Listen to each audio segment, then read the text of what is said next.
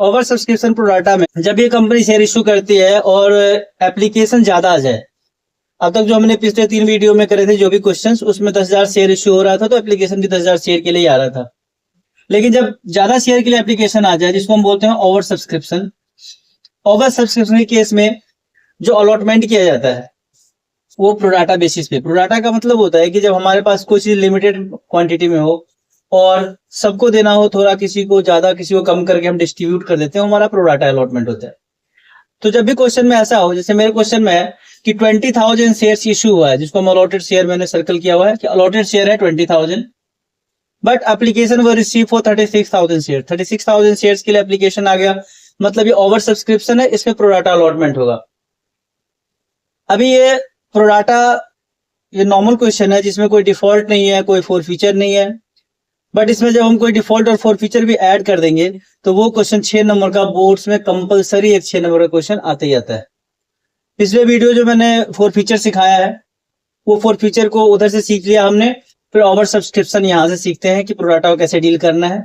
उसके बाद दोनों को मिक्स करके हम क्वेश्चन करेंगे जिसमें प्रोराटा भी होगा एंड पिछले वाला कंसेप्ट फोर फीचर भी होगा। सबसे पहली बात, जब भी ओवर सब्सक्रिप्शन आए, इसका कोई एक ऐसा कोई मेथड नहीं है वर्किंग का, जो भी हम वर्किंग करते हैं उसके कोई मार्क्स भी नहीं है। तो थोड़ा सा पहले अपने काम कर लेंगे वर्किंग, जो मार्क्स के लिए नहीं, अपने कंसेप्ट के लिए। पहले तो ना सबसे पहले हम यहाँ पे अपने लिए की वर्किंग कर लेते हैं कि हमारा अप्लाइड शेयर कितना है एंड अलॉटेड शेयर कितना है। तो अप्लाइड शेयर में वो आता है जितने की एप्लीकेशन आई है। यहाँ पे लिखा है कि एप्लीकेशन रिसीव फॉर 36,000 शेयर, तो अप्लाइड शेयर हो गया हमारा 36,000 एंड अलॉटेड में वो शेयर्स आते हैं जो हमने इश्यू करा है, वो हमारा है 20,000 शेयर्स। पहले ये कर लो, ये करना कंपलसरी नहीं है, लेकिन यहाँ पे जो भी काम अभी कर रहे हैं, अभी जो बातें मैं बताऊंगा ये और इसके बाद एक टेबल, वो कंपलसरी नहीं कि आप करो, इसके बिना भी आप क्वेश्चन कर सकते हो, लेकिन आप करोगे तो बहुत मुश्किल हो जाएगा आपके लिए। तो इसे इजी करने के लिए ये काम सबसे पहले कर लेना है। अब इसमें हमें कैटेगरी बनानी है। कंपनी ने टोटल 20,000 शेयर इश्यू करे थे, बट एप्लीकेशन 36 के लिए आ गई। ऑब्वियसली भाई 20 से ज्यादा कंपनी शेयर अलॉट कर नहीं सकती है, बट 36 का यदि एप्लीकेशन आ गया तो कुछ ना कुछ किसी को ज्यादा देंगे, किसी को कम देंगे, किसी को नहीं भी देंगे। उसके लिए हमारी कैटेगरी बनाई है, मैंने यहाँ पे सारे कैटेगरी बना रखा है। पहला लिखा है मैंने कि 4,000 share allotted to the applicants of 12,000 share. Applicants मतलब जिन्होंने 12,000 शेयर के लिए अप्लाई किया था, उनको कंपनी ने तो बोला कि आप 4,000 शेयर ले लो। दूसरे कैटेगरी में बोला जिन लोगों ने अप्लाई किया था 6,000 शेयर के लिए, उनको वो रिजेक्ट कर दिया। जिन्होंने 6,000 शेयर के लिए अप्लाई किया था, कोई दूसरा बंदा, ये बंदों का नाम भी हम ऐसे लिख सकते हैं, मान लेते हैं कि ये ए है और ये बी है। तीसरा था कोई सी, जिसने ये कैटेगरी में जिसने 5,000 शेयर के लिए अप्लाई किया था और उसको 5,000 शेयर ही मिले, लिखा हुआ है, इसको तो नील है, इसको फुल लिखा हुआ है, full share allotted to the applicants of 5,000 share, तो 5,000 वाले को फुल दे दिया। ये चलो कोई सी था। एंड डी, डी हमारा वो है बैलेंस को बैलेंस, रिमेनिंग को प्रोराटा अलॉटमेंट कर दिया। रिमेनिंग को प्रोराटा अलॉटमेंट कर दिया, तो रिमेनिंग मतलब यहाँ पे हमारा 36 में से 12, 6, 18, 23 हो गया, बाकी रिमेनिंग कितना हमारा है 13,000, उसको रिमेनिंग शेयर्स दे दिए। टोटल हमारे पास शेयर्स अलॉट करने की जो कैपेसिटी है 20,000 की है, जिसमें से 9,000 तो हम ऑलरेडी अलॉट कर चुके हैं, तो 11,000 हम कर सकते हैं। तो मतलब इस बैलेंस को बैलेंस मतलब बाकी जो 13,000 के एप्लीकेंट्स उनको 11,000 शेयर्स मिल गए। एक तो ये काम कर लो। दूसरा, एक टेबल बना लेते हैं। हर एक टीचर हर एक बुक में टेबल नहीं बनाया हुआ है, बट टेबल बनाने से प्रोराटा बहुत आसान हो जाता है। तो हम टेबल के थ्रू करें तो ये हमारे लिए अच्छा है। इसमें हम एक कॉलम बनाएंगे applied into rate of application, दूसरा allotted into rate of application, उसके बाद एक्सेस का अमाउंट, फिर एक्सेस एडजस्टेड विद अलॉटमेंट, फिर excess adjusted with call and then refund. सबसे पहले यहाँ पे तो हमें पहले वाले कॉलम में लेना है अप्लाइड इनटू एप्लीकेशन का रेट लेना है, रेट ऑफ एप्लीकेशन। यहां भी हम लेना है अलॉटेड यहाँ शेयर तो अलॉटेड लेना है, बट रेट यहाँ भी एप्लीकेशन का ही लेना है, रेट ऑफ एप्लीकेशन ही लेंगे। ये हो गया हमारा फर्स्ट कॉलम, ये हो गया सेकंड। इन दोनों कॉलम का डिफरेंस ये हमारा हो गया एक्सेस। उसके बाद है हमारा कि जो एक्सेस आया उसको हम एडजस्ट करेंगे, एक्सेस विद अलॉटमेंट, हम उसको अलॉटमेंट के साथ एडजस्ट करेंगे। एक्सेस विद फर्स्ट कॉल,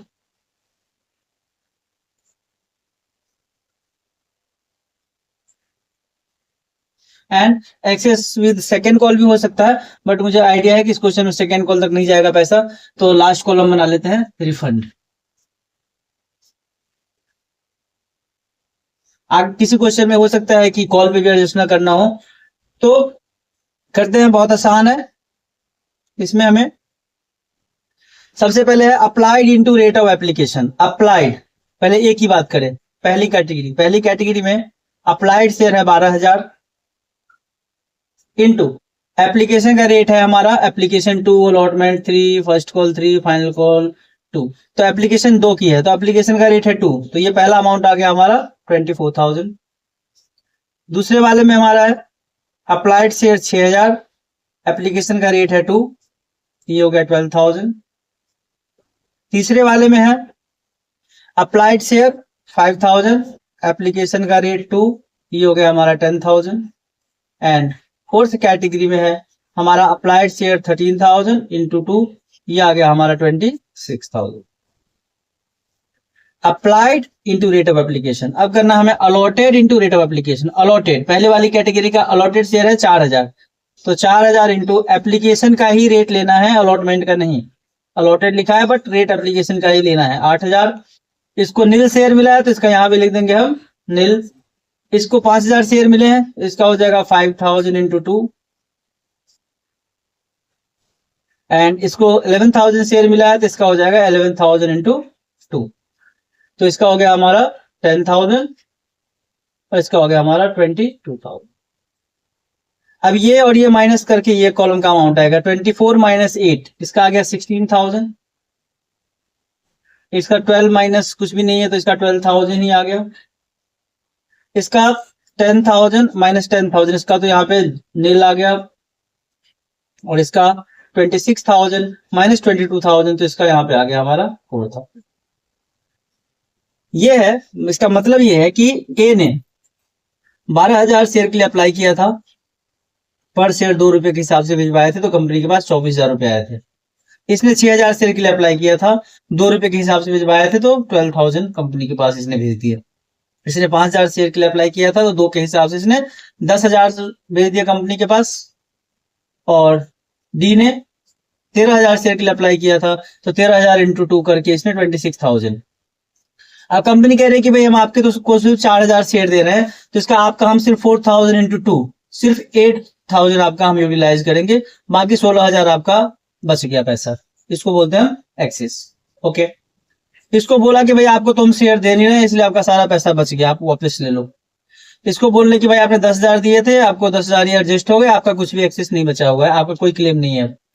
इसको बोला गया कि आपने 26,000 दिए थे, आपके 22,000 हमने एडजस्ट कर लिए, अभी भी आपका 4,000 बचा हुआ है। अब ये जो है ए का कंपनी के पास 16,000 रुपीज पड़ा हुआ है, क्योंकि उसने ज्यादा दे दिए थे, 4,000 शेयर उसको मिले और 12,000 के लिए अप्लाई कर दिया था, 8,000 शेयर पे 2 रुपए के हिसाब से 16,000 उसका कंपनी के पास पड़ा हुआ है।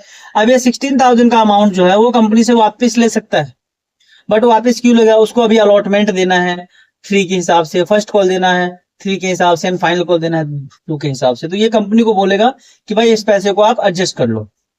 जहां मैंने एक लाइन लिखा हुआ है कि ये वाला चीज कि excess money received on application to be adjusted on allotment and calls, कि यदि किसी का एप्लीकेशन पे ज्यादा पैसा आ गया है, ये एक्सेस वाला अमाउंट जो है वो अलॉटमेंट पे और कॉल पे इसको हम एडजस्ट करेंगे।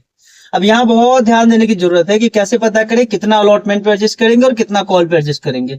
इसके लिए हमें थोड़ी सी वर्किंग नोट करनी पड़ेगी। तो इसको करने के लिए हमें जैसे पहले वाला ए की बात करेंगे। ए का शेयर जो है, ए को 4,000 शेयर मिला है, तो 4,000 शेयर के हिसाब से इसको अलॉटमेंट पे कितने देने हैं वो हमें पहले देखना पड़ेगा। ए को 4,000 शेयर मिला है चलो मैं नीचे थोड़ा सा इसका वर्किंग कर देता हूं। तो पहले हम बात करेंगे ए की बात करेंगे। तो ए को 4000 शेयर मिला है और कंपनी को इसे अलॉटमेंट पे देने हैं 12000, क्योंकि इस अलॉटमेंट का रेट 3 है।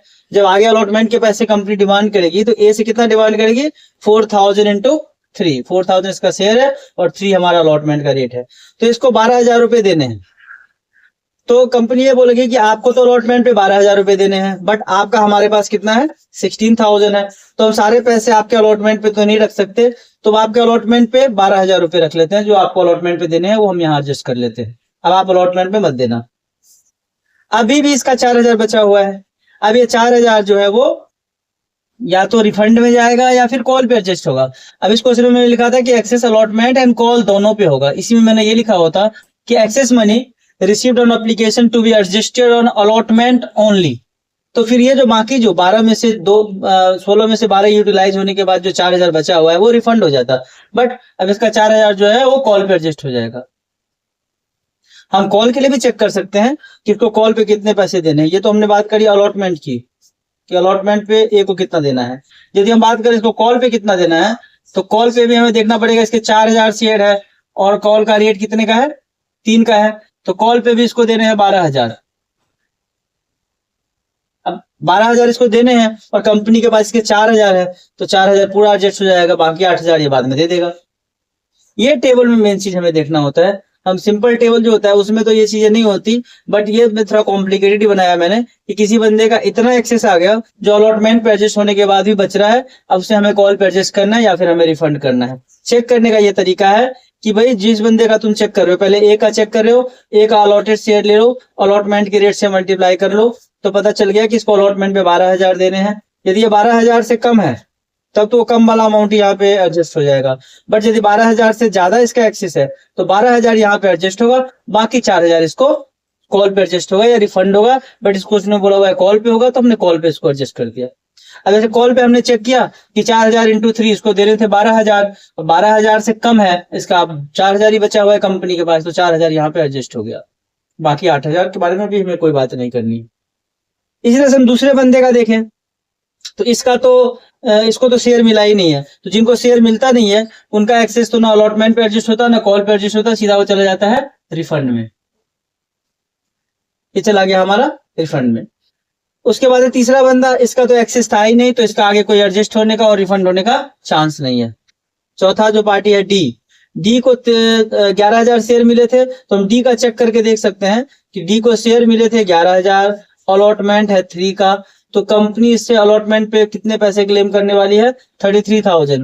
पर इसका जो कंपनी के पास एक्सेस है वो 4000 है। तो कंपनी कहती है कि भाई आपका तो अलॉटमेंट पे भी पूरा नहीं हो रहा है, तो कॉल के लिए क्या रखोगे, 4 के 4 सिर्फ अलॉटमेंट पे एडजस्ट कर लो। तो 4000 इसका अलॉटमेंट पे एडजस्ट हो गया। इस तरह से हमारा ये टेबल जो है वो कंप्लीट हुआ। ये टेबल मैं पहले भी कह रहा हूँ कि कंपलसरी नहीं है बनाना, और इसके बनाने के कोई मार्क्स भी नहीं मिलने वाले। लेकिन ये टेबल नहीं बनाओगे तो तुम्हें पता ही नहीं चलेगा कि हमारी एंट्रीज में अमाउंट कितना लेना है एंड वर्किंग नोट ऑल हमें कैसे करना है। तो राटा में सबसे मेन चीज है ये टेबल, और ये टेबल समझ में आना चाहिए। अब इन हम सारे टेबल का टोटल कर लेंगे कि इनका अमाउंट कितना कितना आता है। तो पहले वाले टोटल का चलो अमाउंट तो मैं ऊपर लिख लेता हूं। अब इस वाले टेबल का टोटल जो है, इसका टोटल ये हमारा हो रहा है 72000, इसका टोटल हो रहा है हमारा 40000। इसका टोटल हमें करने की जरूरत है नहीं। ये विद अलॉटमेंट वाले, एक्सेस विद अलॉटमेंट वाले का सॉरी इसका भी तो अलॉटमेंट पे एडजस्ट होना था, तो इसका हमने कॉल पे कर दिया। तो क्योंकि इसका जो एक्सेस था वो अलॉटमेंट तक ही खत्म हो रहा था, कॉल के लिए तो बच ही नहीं रहा था, तो इसका तो अलॉटमेंट पे एडजस्ट हो गया, कॉल पे कुछ नहीं आएगा, रिफंड में कुछ नहीं आएगा। तो इसका जो एक्सेस है, फिर इसका हम जो ये वाले कॉलम का टोटल करने की जरूरत नहीं है। ये वाले कॉलम का टोटल आ गया हमारा 16000 एंड ये वाले कॉलम का टोटल आ गया हमारा 4000 एंड ये वाले कॉलम का टोटल आ गया हमारा 12000। अब ये जो टोटल है यही टोटल हमें बताएगा कि हमें एंट्री में क्या अमाउंट लिखना है। तो मैं ये टेबल समझना है, सबसे पहले अप्लाइड लॉटेड करना बहुत जरूरी है, जिससे हमें कैटेगरी पता चल जाए। फिर उसके अकॉर्डिंग हमें ये टेबल बनानी है। टेबल में सिर्फ एप्लीकेशन का रेट यूज होना है, तो एप्लीकेशन के रेट से हमने सबके अपने अप्लाइड शेयर को पहले मल्टीप्लाई कर दिया, देन उनके अलॉटेड शेयर को भी एप्लीकेशन के रेट से मल्टीप्लाई कर दिया, दोनों का डिफरेंस निकाल लिया, इनका सबका एक्सेस आ गया। जिनको शेयर नहीं मिले हैं उनके एक्सेस को हमने सीधा रिफंड में डाल दिया, जिनको शेयर मिले हैं उनके एक्सेस को पहले हमने चेक करके देखा कि 16,000 का एक्सेस है, बट उनको अलॉटमेंट पे देना कितना है, तो हमने देखा इसको अलॉटमेंट पे सिर्फ 12,000 देने हैं। वो हमने कैसे पता किया कि इसके अलॉटेड शेयर है 4,000, अलॉटमेंट का रेट है 3, तो मतलब इसको सिर्फ 12,000 देने हैं, तो फिर ये 16,000 क्यों एडजस्ट होगा, सिर्फ 12,000 एडजस्ट होगा, और 4,000 जो बच गया वो या तो रिफंड होगा या कॉल पे एडजस्ट होगा। बट क्वेश्चन कह रहा है कि अलॉटमेंट एंड कॉल्स दोनों पे होना है, तो फिर हम 4,000 को कॉल पे एडजस्ट कर देंगे, अदरवाइज इसको हम रिफंड कर देते। इसका इस बंदे का कोई एक्सेस था ही नहीं, तो ना तो इसका कोई एडजस्ट होने का चांस है ना रिफंड होने का चांस है। इसका 4,000 का एक्सेस है, हम चेक करके देखेंगे कि इसको अलॉटमेंट पे देना कितना है, तो हमने देखा इसको 11,000 शेयर है, इसके अलॉटेड शेयर है 11,000, अलॉटमेंट का रेट है 3, तो इसको देने हैं 33,000, तो फिर 33,000 देने हैं तो 4,000 तो कमी है, तो 4,000 पूरा यहाँ पे खत्म, उसका एडजस्ट हो ही जाएगा, बाकी पैसे वो देगा बाद में। ये करने के बाद हमने टोटल कर लिया, फिर इससे हम एक जर्नल एंट्री कर सकते हैं, तो इसकी हम एक बार जर्नल एंट्री करके भी देख लेते हैं। जर्नल एंट्री स्टार्ट करते हैं। हमारा सबसे पहला एंट्री होता है bank to share application.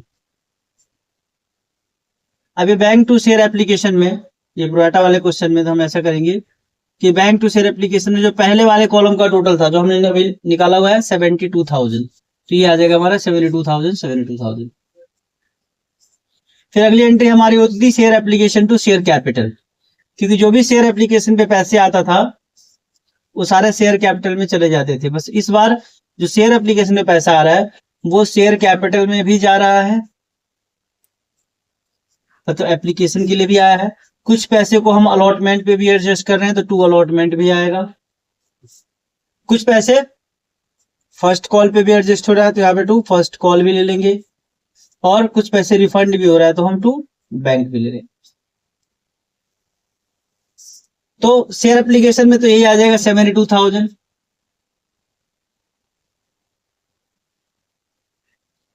Share capital में आएगा सेकेंड वाले कॉलम का टोटल, जो कि हमारा था 40,000।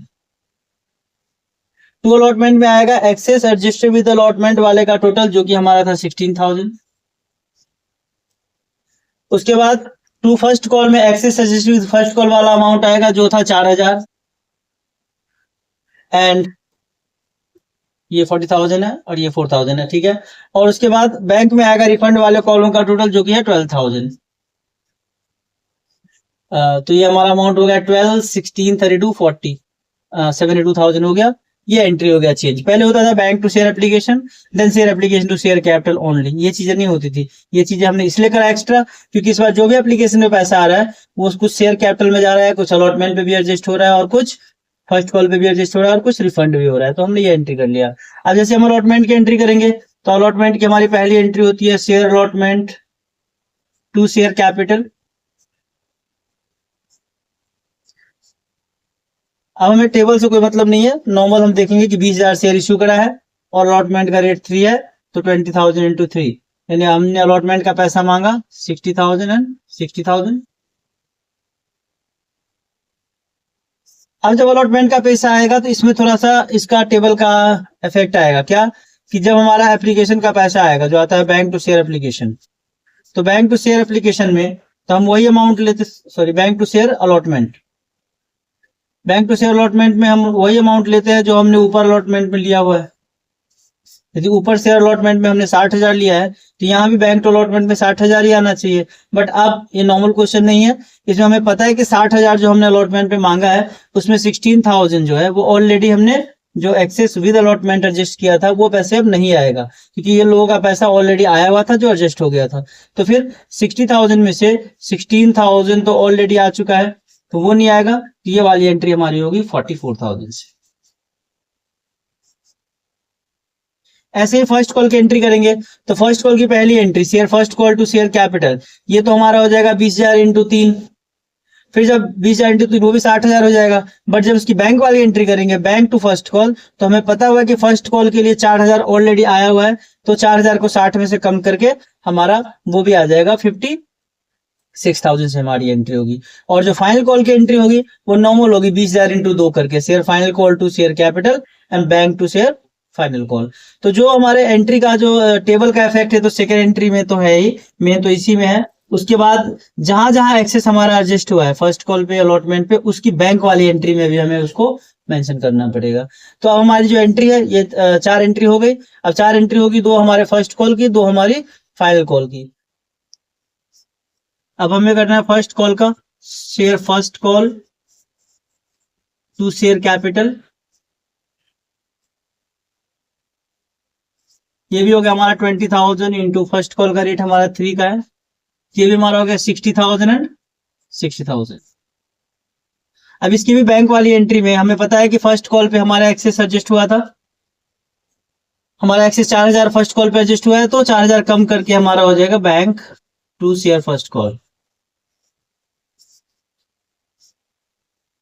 ये हमारा हो गया 60,000 में से 4,000 ऑलरेडी एप्लीकेशन के साथ आ गया, तो जब कॉल पे एडजस्ट हो गया तो ये हमारा 56,000 से हमारी एंट्री होगी। उसके बाद फाइनल कॉल की एंट्री नॉर्मल होनी है इसमें, क्योंकि टेबल में से कुछ भी पैसा फाइनल कॉल में नहीं गया है। तो share final call to share capital, final call हमारा 2 का है, तो यहाँ पे आ गया 20,000 इंटू 2, 40,000 एंड 40,000। और इसकी बैंक वाली एंट्री भी नॉर्मल ऐसे हो जाएगी, bank to share final call. इसमें कोई एडजस्ट नहीं हुआ है, तो यहाँ भी 40,000 एंड 40,000। ये क्वेश्चन एक प्रोडाटा का नॉर्मल क्वेश्चन हो गया ओवर सब्सक्रिप्शन का।